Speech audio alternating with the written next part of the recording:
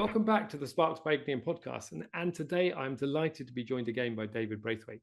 For those who listened in part one of this episode, we talked about self-managing companies. We talked about how David discovered his unique ability and how the work of Dan Sullivan helped him understand actually, if he wanted to make his business work and make his dad feel proud, he needed to do something different. And that was being able to play golf on the golf course without worrying about his mobile phone ringing, because that was the thing that was dragging him back. So for David to take more risks was the key around what does he need to his business. Now, we're not just going to talk about strategic coach. We're going to talk about how this has helped David. But I think you'll hear strategic coach has been integral to David getting where he is today.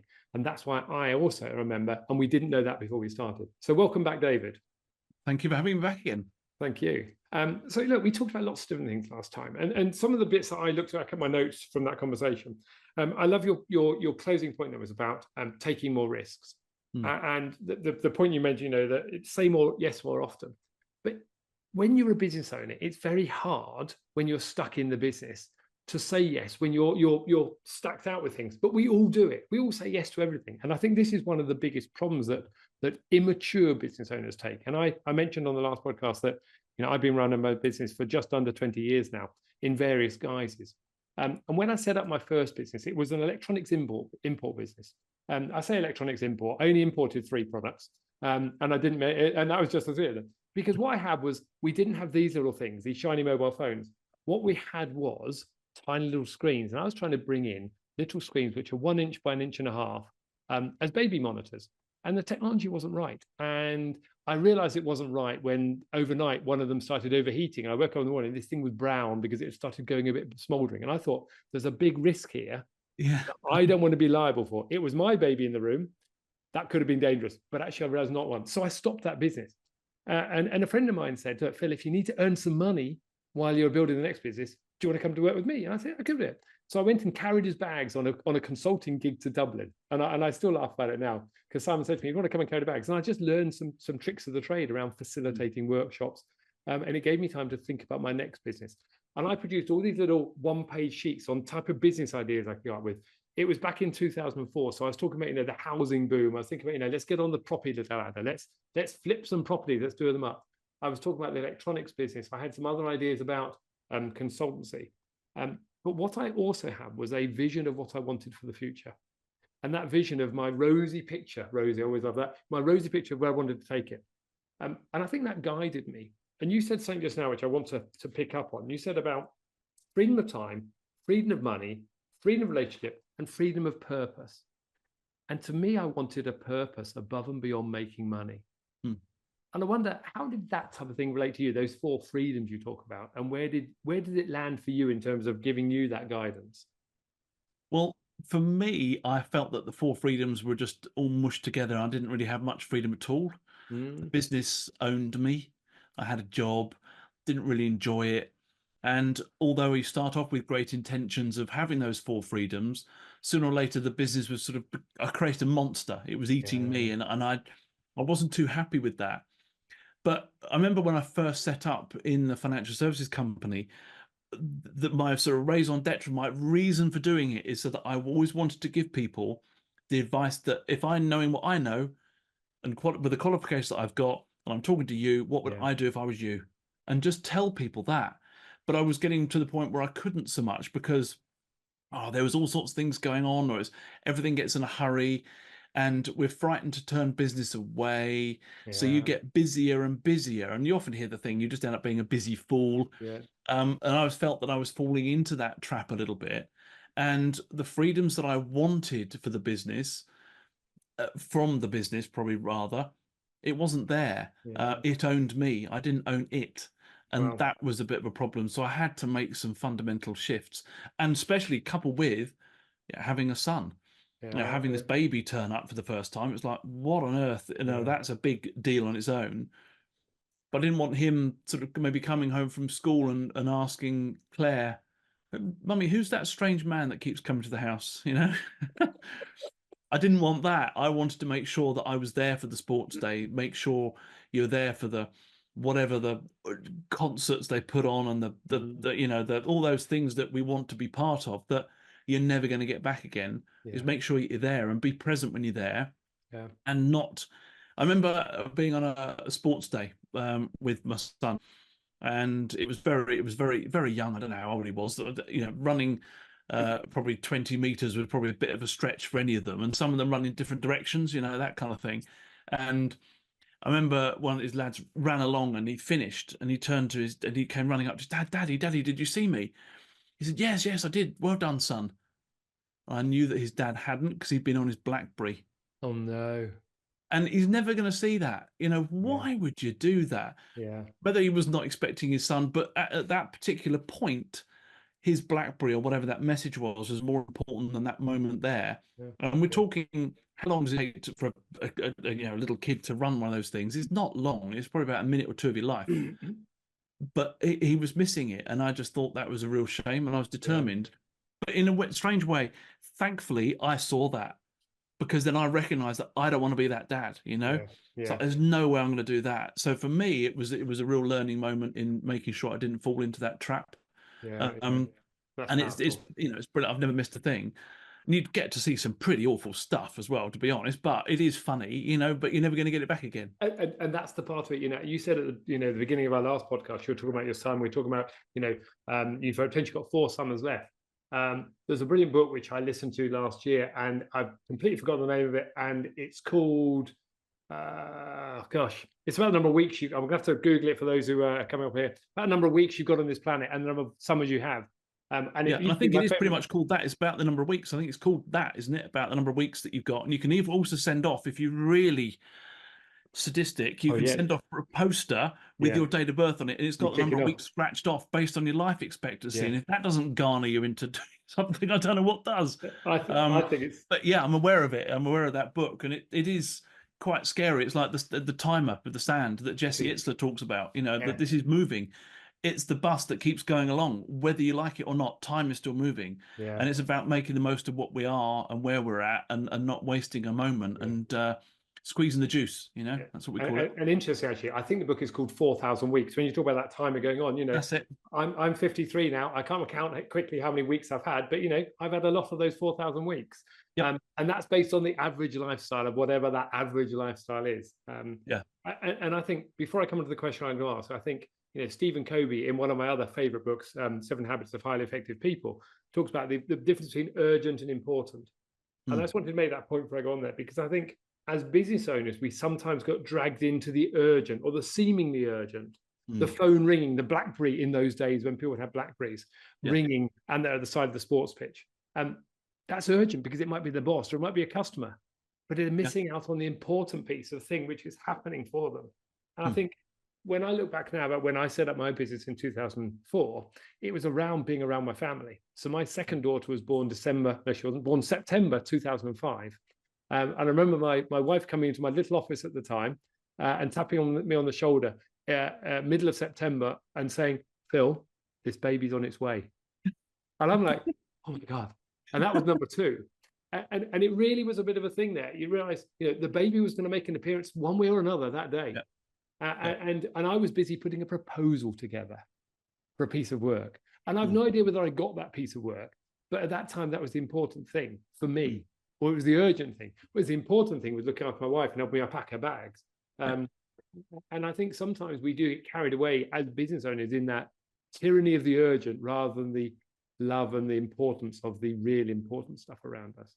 Yeah, I agree. And I have another expression for you here, which is the phone is there for the caller's convenience. Love it. You haven't got to answer it. It's there for they finding it convenient that they are going to send you an email at that particular time or text you. Now, okay, it's good customer service to get back to them really quickly and everything else. But at the same time, and I never used to share much about my sort of family and home life and stuff like that. But I'm whether I feel like I've earned it now because I'm just older, I don't know. I'm becoming more cantankerous, maybe. But certainly now I will share with clients. So sorry, I couldn't ring you back. Actually, I've got to. Well, I can't make that meeting that day. I'm actually picking my son up from school, and I'm just blunt with it. It's like, and they go, "Oh yeah, it's fine." But also, I'm almost showing them. I'm letting them into my world a bit. So I think I'm almost. I think from that point of view, I think it shows more trust. It's like, well, no, I'll tell you why I can't do it. I'm not going to make up of it. There's a reason why I can't. I've got this on, and they go, "Oh, okay, it's fine."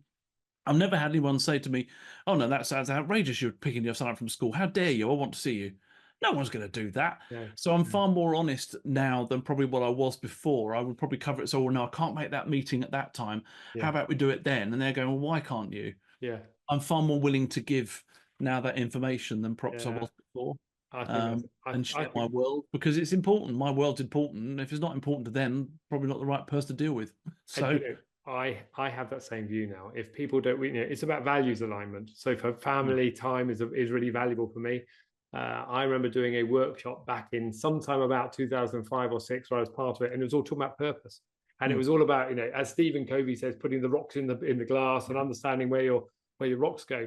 And yeah, for me, my critical rocks were family, health, and fitness. And I actually put health and fitness first, mm, because my belief was, if I'm not healthy and fit, I can't look after my family. Therefore, my rocks had to be healthy, fit, family, and then business, because I could do that next. mm. But those are the way I had to put them in the glass. And I think it really helped me prioritize where I am today to do what I do. But I didn't used to tell people that, because you felt you had to be the business, like, button up your collar, put your tie on, put your jacket on, and feel like you've got to be in business. Yeah. But that's not reality. It's not, and I think it shows to certainly the people that I've shared it with. I think they actually appreciate it more because actually I think it shows your values, and I think it's good when you show your values for what they are. That actually I can't do that because in this case, I'm picking my son up from school. Mm. I think that says a lot more than I'm sorry I'm too busy because I've got another appointment in. Yeah. Because you're saying, well, that family's important, Mm. this time is important, and I think people appreciate that far more Yeah. than what I appreciated they would before. I thought, as you say, always had to be smart and presentable and do the right thing, be professional. But I think actually you can be playfully professional as well. I Yeah. think there's a thing in that, and I think actually letting your guard down is a really important thing to do and share Yeah. with people Yeah. because it's more relatable. It's real world, right? Yeah. So why wouldn't you share it? Yeah, I totally agree. So I want to just switch tack in that case, because I think this leads nicely into this next piece. We talk about 4,000 weeks. We talk about growing up and our business playing a big part of it. And for me, and if I think about the business owners I've met in the last 20 years, and I think when you run a business, you meet lots of business owners. When Mm. you're an employee, you don't really get a chance to meet the business owners. They're at the top of the tree, and you don't really meet others. And the people at parties don't often talk about running the business, because that's not what you do at parties. But when you go to an entrepreneurial event, you're surrounded by them. Yeah, but it's the same thing, right? If you're going to go and buy, I don't know, like a red mini, you're going to find everyone, you'd suddenly start seeing red minis. Do you know? So I think that actually you attracts like, and all the entrepreneurs are always there. It's just Yeah, that they weren't in your sphere at the yeah, time. yeah, The employed people were. It's just different. It's just your yeah. world's changed. I agree. Now, I'm just going to pick you up on something there. Do you know what I've just done this afternoon, an hour ago? Bought a red mini. Oh, well, there we go. This is I've just just, bizarre. It's I've like just I feel bought like one. I'm Darren Brown. Well, literally, I've just the salesman actually messaged me just before I came online, saying I need you to fill in the form. But yes, we've got to pick it up on Thursdays. There we go. That Amazing is how things scary, work but out. you're going to start seeing, if you haven't already, everyone's got a red mini. I know exactly. I think it's And unique, your but eyes actually only not. see and your ears only hear what your brain's looking for, and it's that thing. But it's Yeah, it's the same thing, but your sphere is different now because yeah. yeah, we will know more entrepreneurs and we're more drawn to them because we want to Mm. probably because we want to hear about their war stories and the battles and how did you get to where you were and Yeah. what's your story. We're intrigued by these people, the mavericks as I call them. Yeah, I like that. I like that. Sorry, I cut across you there as Yeah, well. I'm sorry. and I got excited by the red mini, because I'm looking forward to it. It's a fun car we're buying. It's something different for us to play with. So let's come back to the thing. I was talking about 4,000 weeks. I was talking about summers, and I think this is really important. A lot of people, and I mentioned on the last podcast about people saying, what age are you going to retire? And I've got some friends in my village who are, they're financial planners. I've got other people who are employed, and my friend Andy, and I know Andy won't be listening to this podcast. So if you do listen to it, this is all about you. He's just done his 30-year financial plan, mapping out how much money he needs. He's mid-50s, so he's looking to 85. Mhm. But he's got a retirement date here because he's employed by a corporate who he's been with for many years. And he knows he'll have a pot of cash, which will top up, stop, and then it will decline over the years. And at some stage, he won't be working anymore. But one thing I noticed with the entrepreneurs I work with is most of them don't have a retirement date in mind. They want to keep going because that's part of their business. So I wonder if we can just talk about that a bit, because I think this is the thing, with your financial hat on, and maybe with your strategic coach hat on, what do you see in terms of the future of entrepreneurial retirement? I think if you're doing enough of the right stuff, and we talk about unique ability, and you're working in this place where you haven't got a job, you've got a business that you Yeah. enjoy working within, why would you want to retire from it? So, and Yeah. I talk about from a financial planning point of view when I'm talking to clients about retirement, and they'll say, "Yes, I want to plan my retirement now." And I say, "Okay, what are you retiring from?" And they'll say, "Well, the boss I don't like, and the commute that I don't want to do, or, they're bringing in this new project that I don't really want to do anymore, and everything else." Okay, that's what you're retiring from. What are you retiring to? And they kind of look at you a bit strange and say, "What do you mean?" I said, "Well, what are you going to retire to do?" So you've Mm. got all this spare time, and I've actually got a friend of mine. He's got a great title. He's late 70s, lives in near Sydney in Australia, and he's a retirement coach. And he flies all around the world to help people have a better retirement. Nothing to do Lovely. with money. It's more about how are you going to spend your weeks, as you say. And it's Wow. about being a yes man. It's about saying more yeses to going to turn up to things and talking to people and being a nice citizen. So I remember having this conversation with a guy who was retiring from a parcel company locally from here. And I said, "What are you going to retire to?" And he goes, "Well, I don't really know." And he was chatting away. And he said, "Oh, that's a really good point, actually." So he said, "I'm going to try and see what voluntary." I said, "Well, you do voluntary work, because you've got all the time now to give, and people locally to charities or something like that." So he became, and it's the loveliest story. He became, as he describes, the pond man. I said, "What do you do?" He goes, "Outside the oncology unit at a local hospital is a pond, like a raised brick pond." Right. And he said they gave me a pair of waders and said, "Well, if you can just keep the pond clean and look after the fish from time to time, no set hours, do what you want." And he said, "I absolutely love it." He said, "I go down there, I sit on the wall, put my waders on, talk to the fish, clean out stuff." He said, "But what's brilliant is that people come out of the unit and they've got their cups from the vending machine." He said, "You always tell because they've got the cups from the vending machine. And they've come out to get some breath of fresh air, and they're often in there for reasons that they're visiting somebody who's going through a lot, and so are they." And he just says, "I ask a question, you okay?" And he said, "I get the best conversations just from that one opening line." He said, "And Mm. guess what? Because I'm the old boy, I'm the pond man. Yeah. People talk to the pond man." Yeah. And he said, "I wish I'd done it sooner." Wow. So from him, he's kind of found his thing now. It's unpaid. He doesn't do, Yeah. but he really loves doing this job, and he gets a great deal of joy that he couldn't have predicted that would have Mm. happened. So for me, I think retirement is if you're doing something that you love, whether it's paid or not, why wouldn't you keep doing it? Um, but for a lot of people in the corporate world, there is more of a finite time they put on it because it's tethered to your pension scheme, or Yeah. that's what it's at. But if you've still got these people that are loving the jobs that they do, why would you want to stop doing it? Yeah. Yeah. My father-in-law, he's still working. He's in his 80s. He still works. And I asked him this question. I said, "Well, why haven't you just stopped? Why haven't you just fully retired?" And he leaned in. He said, "David, I don't like golf." And I thought that was a great answer. And he said, "Well, if I don't want to spend all my time on the golf course," and he said, "That's just," and not that it was a cliche, but he just said, "Look, that's not what I want to do." And he says it keeps him younger, going out and meeting people and Mm. still going off and doing what he does. There's like a sales guy for Windows Mm. now, and he loves it. And he gets put onto the stand for the window company at the Ideal Home, and he gets paid for doing some work on there. He said, "Everyone talks to me because I'm the old boy. He's the Everyone old boy. talks to me." He Love it. said, "And I get to hang out and I get to do these things." And he said, his world's expanding and not contracting.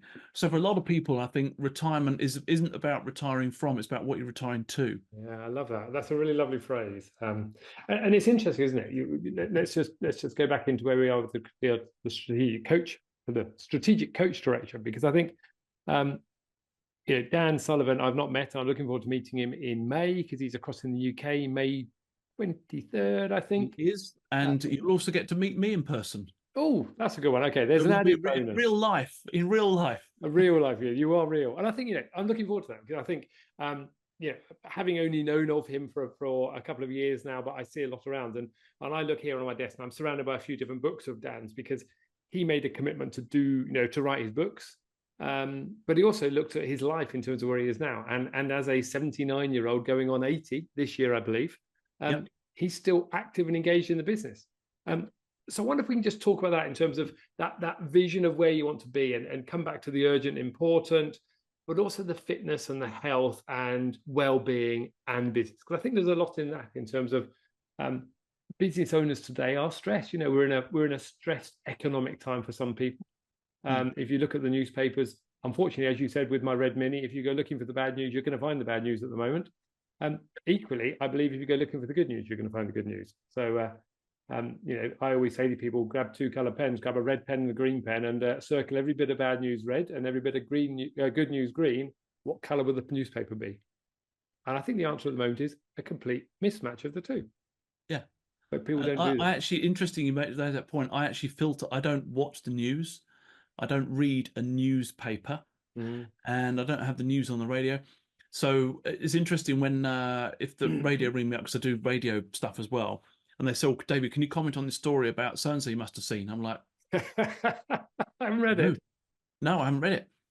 So I filter it, and again, it comes back to the environment that you're actually in. And Dan Sullivan wrote a book, which I have given to a few people, including my father and my father-in-law, and it's called Living to 156. Wow. And the Living to 156 book is all about, look, what can you do about longevity? What are you thinking about your life in terms of? And a lot of people, you hear so many stories, and we see it a lot, unfortunately, doing what we do, is that people do get to a point when they retire and they stop living. And I just think that's such a shame. Whereas you got these people, and again, coming back to somebody else that it was actually that retirement coach I alluded to. He was telling me a story once about how he found a lump that came up on an annual check on his lung. And they said, well, look, it's quite bad news, actually. You probably got a few months left, type of thing. And he said, but that didn't fit in with my retirement plan, so I wasn't going to do that. And we're talking years later, this guy's still alive.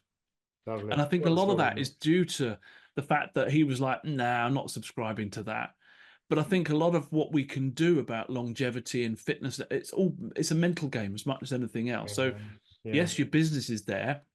Yes, it helps if you're physically fit and you're aware of what you're doing. But Yeah. there's a lot that we can do to increase the odds in our favor Yeah. to Yeah. perhaps having a longer and happier retirement, instead of getting to that finish line that we have and going, thank goodness I got there. And now what?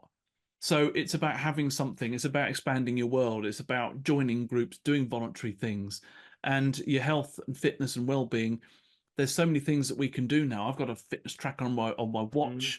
I do running, and I have what I call maintenance goals. I know if I run 20K a week, I'm Okay. going to stay this size. That's Yeah. it. So that's it. It's not. I don't want to win the marathon. I'm not trying to beat necessarily a PB. It's nice every now and again when you do, but it's more of a surprise. But I know that if I do that, I'm going to stay broadly this shape. And what have I done is that it's about life's about a needle. You know, it's about am I edging that needle towards being in my favor by, is exercise going to be a better thing? Yes or no? Yes, it is. Great. Okay. So your needle's nudged a little bit more. So what is it that we can do in our lives? Is it about eating healthily? I gave up sugar in tea and coffee because I thought that can't be a good thing. I'll give it up.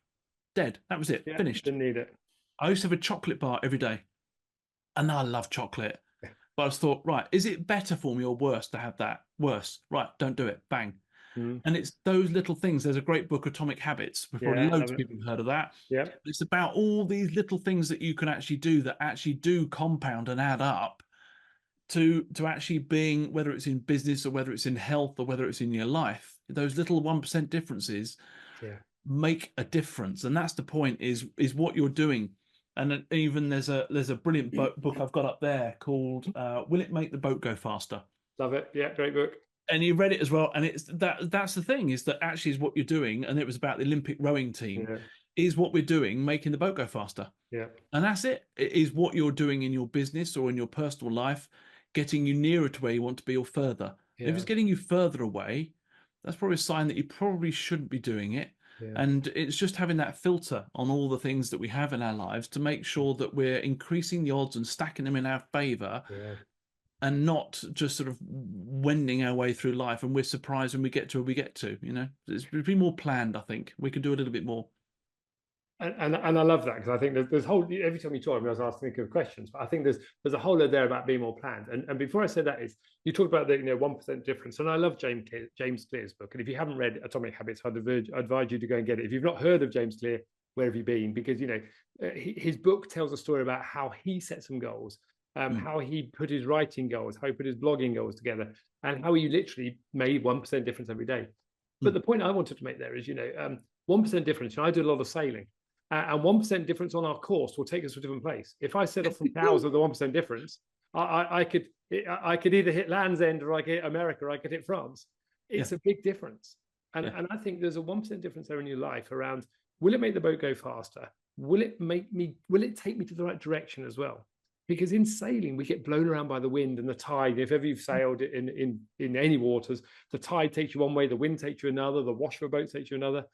The competence of the crew takes you another place. And actually, it's about understanding where do you want to get to and having that vision in mind, because 1% different could take somewhere different. And that might be a good place. So I think when you talk about those things about, your goals, and, I think especially as you reach your 50s, we can have these conversations around, well, do you want to stay fit?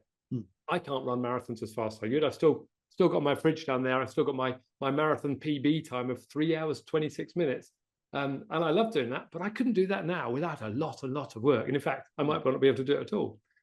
But I do the maintenance, and I think that's the key to it. And so it's about tracking it. And you mentioned about your fitness tracker.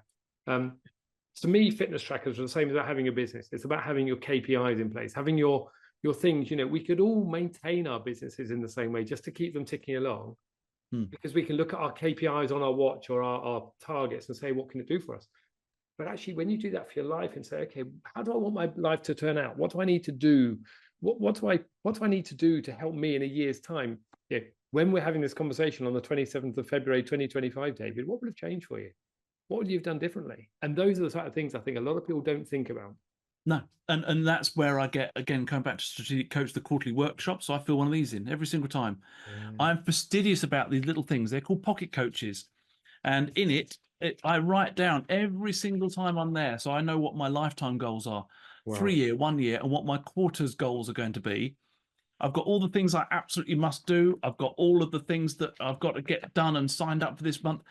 And you know what? If you sit down and you fill all that in, and then you do all those things, well, guess what? You've probably been far more successful than what you would have been without writing it down. And I'm a bit strange. I've got all of my old pocket coaches there on the shelf. And what I love, and you mentioned about Gap and the Gain earlier, is I love digging out some of the old ones from 2010, 2012. I'll pick one out every now and again. I pick one out at random, and I see what it was that I wrote down then, and I can go back to my previous self, and I can feel, and I'm there because you've written all this stuff down. It's like transporting back in time, like Back to the Future. Yeah, I love And it. I'm looking at these things thinking, oh, I remember feeling and thinking this, and that was this, and that was that. And interestingly enough, the lifetime goals that I wrote down in 2009, 2010, of the ones that I wrote down, which at the time were like, I've got a lifetime to do this. You can be a bit big, hairy, audacious goals, I think they're called. But I wrote these big goals down that I thought, I'm not sure. However, I've actually done all of them. Wow. But I'm not saying that to show off, Yeah. because I am nobody clever, as you probably know from I'm an ordinary guy. But the fact of that discipline of writing them down, and then you start seeing things, and life leaves clues. So when you do see an opportunity, you're far more inclined to go and grab it, because you're thinking about it already, and you know that that thing and that opportunity that you see is going to get you nearer to where you want to be. You're far more inclined to take it, and maybe take those risks that we probably should be taking a bit more than what if you didn't have that. You use the sailing as an analogy. It's just tweaking that rudder. Is actually what you're seeing in your world means that you move the rudder one way or another. And I just think it's about that, keeping your ship on the right course and having a focus as to where you want to be. Yeah, I love that. And I love that. And in terms of that lifetime goals, I've done it as well. I do write my goals down, and I've not reviewed them for a while, actually, when I look at that, my old ones. But it's really interesting you say about that, about it does come true what you put down in those books. And because you put it there, and your body, your brain, the universe, whatever you want to call it, conspires to help you find a way to do it. Yeah. And it does come to writing it. So I love that thing about writing it down in you call it a pocket coach. I think that's Yeah, pocket coach, and you'll get one of these in your workshop as well. And I fill it in. I live by it, and it's the most simple tool. But hey, simple works, right? And it does for me. Yeah. And I'm fastidious with the people that I coach. I always say to them in the workshop, get your pocket coach out, start filling them in. And they'll go, oh, he's nagging again. And then you see what the outcome is. And I go back to them workshop. I said, who filled it in? What happened? Well, actually, this strange thing happened. It's like, funny that, isn't it? Yes. I love that. So I'm hearing here, this strategic coach business has worked really well for you. I've joined it, and we didn't know that before we started this conversation, but I'm only 6 months into it. And as Sarah on the program said, when I said the other day we're halfway through, she said, Phil, you only had 2 workshops, you're not halfway through.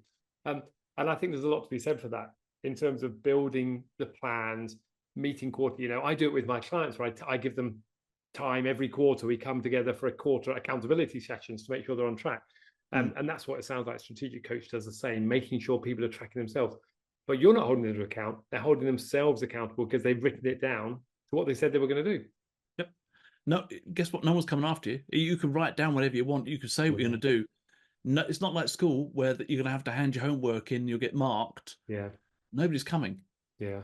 Down to you. It is truly down to you. And it's the commitment to yourself. And if you've invested the time and the money to be there, give it your all. With anything that you do, whether it's strategic coach or whatever discipline or sport or sailing, whatever it is that you're doing, give it your all and give it the best shot, because you're probably going to far more enjoy the journey than what you would do if you go in it half-hearted. No, I think that's right. So yeah, for me, it's that accountability thing, but I'm holding myself accountable. And when it's written down, and I go through this every Wednesday, and I look at this every Wednesday, so I get it out and look at it, and it's like, oh yeah, I need to do that, and it's just my little, little prompt. Keeps you on track. Nobody else sees these. It's just for me, but it works for me. Yeah, as one of my previous coach and mentors, Peter Thompson, used to say, the bluntest pencil is better than the sharpest mind. We can all think about writing, keeping it in mind, but it's when you write it down is when it comes to life, and I think that's the key to this. Yeah, 100%. Yeah. So David, look, we've yet again run out of time in this conversation. We've talked about so many different things again. It's been a fascinating journey, and I really appreciate the journey. And I think I'd love to have another conversation with another year's time to see where we both are, because I think what's going on there in terms of your learnings, and to tap into more about your businesses and your successes, and how strategic coaches help you on that journey over the last 14, 15 years effectively. Yeah. Which is the powerful bit. But thank you. How would people find you, and how would people find out about Strategic Coach? So I have a landing page that they've made for me for people listening or watching this podcast. Okay. So if they go to davidbpodcast.com, that's davidbpodcast.com. Yep. There's a landing page, and I've actually got it open right in front of me here. So they can have like a one-to-one discovery call in there, but there's also a free toolkit. Okay. So if they actually click on the free toolkit, there's some downloads that people can have. There's a goal tracker workbook they can have. There's something called the 4 C's formula, which is an ebook, which talks about how you can actually make a leap of faith and how you need the 4 C's, which I won't tell you what they are. They just read them. There's an exercise called Positive Focus that they can go through, and also an introduction to a tool, and it's called the Impact Filter. Love it. And it's a way in which how can you actually tell somebody or sell yourself on an idea. And I'll leave it at that. And that's what you use the Impact Filter for. And I have it right here for those who want to. There you go. You see, look at this, like the model pupil, Phil. This is amazing. This just happens to be my strategic coach desk. So I love that. So davidbpodcast.com. davidbpodcast.com. They can go there, and there's a bunch of stuff they can have a route around, have a look at, and explore at their own time and leisure. And if they want to find out more, they can do so through that landing page as well. Perfect. Thank you. Look, it's been a pleasure. I really appreciate it. Thank you for your time. I've learned a lot, and a lot about strategic coach and other things as well. So I really appreciate it. I appreciate you taking the time, and we have taken a lot longer than we planned to do. So thank you for committing that time to it. It's been genuinely, it's been a pleasure. I've enjoyed the conversation immensely, and I said earlier on about how time flies when you're having fun. I've really, really enjoyed it. And thank you for being a great host and actually making this work so easily as well. So it's been a good conversation. I've really, really enjoyed it. And I always think that you can always tell If you're in the right company of people, when you leave feeling better for being in their company, I certainly feel better for being in your company. Genuinely, it's been a real honour. So Yeah, I thank you. appreciate that. Well, thank you, David. I appreciate it. And I look forward to next time. Thank you. Thank you. There's so much I've taken from that conversation with David. I'm looking forward to part 2, because the key is it's around building your life the way you want it, creating a plan for where you want to be, not just letting life happen to you. And I think when David talked about some of the things about freedom of time, freedom of money, freedom of relationships, and freedom of purpose, it struck me, because when I set up my business in 2004, I wanted that freedom of time and freedom of relationships, but I didn't really know how to get it. I just wanted to build a business. So I think if you're out there listening to this podcast now and you're stuck, come and talk to us. Talk about what we can do to help you, whether that's strategic coach or with me and my business, because actually we're here to help. We don't put these podcasts out particularly to sell, but we want people to pick up the messages that are in there to say, okay, what is it you can do to make a change in your life? Because we believe when you're building a business on purpose, you're creating a life for yourself. And that life yourself will build a better world for the people you work with, the people you live with, the community you're in, and that ultimately impacts the world. So I can't hold you accountable, as I always say, but what I can do is give you the tools to hold yourself accountable. Enjoy what you've just listened to. And if you do have questions, drop me a note. It's phil@igniumconsult.com.